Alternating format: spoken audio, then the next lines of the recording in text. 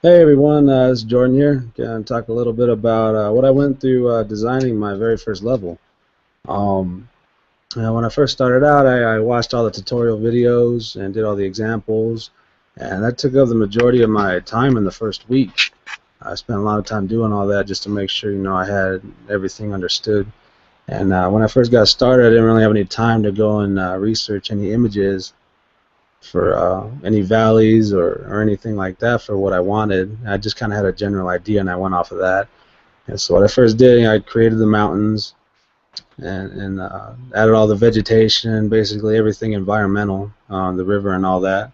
And the first, first week or two were pretty easy. Didn't really run into too many obstacles. Had a lot of trees to places that should have trees. That's the plateau where the shanty town eventually went, and you can see it right back there now in the finished product. When I first placed the shanty town, though, it it was very far away, and I didn't really realize it until afterwards, until I started playtesting it a little bit. And if I could go back, I would actually put it a little closer. That way, the player is not walking for 20 seconds to get to the very end over there. And as you see, there is no glider right now. And instead of having the player repair it, I did it to where I put all of the pieces inside of the town to where the player has to assemble it. So there is no glider there until the player actually gets down there, hits the, walks into the trigger area, fixes the glider, and then hits E to interact with it and fly down for the final cinematic. One major problem that I did have, though, was animating the door. At first, I had a lot of problem animating the door with once the fifth item was collected, because I was trying to use two different scripts and it just wasn't working.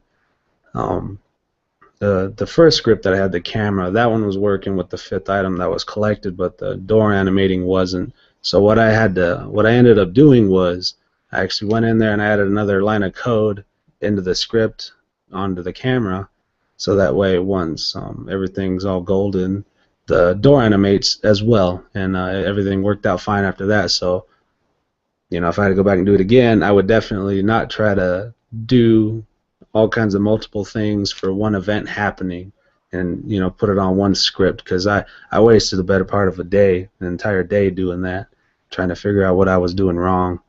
And for my town, I wanted an old abandoned look, and my level started out during the day, and then eventually I leaned towards the evening time, nighttime, to give it more of a better look. And it has all these little debris laying around, and the wood's all worn out, and there's rust everywhere, and and it turned out really nice. I was really excited for it.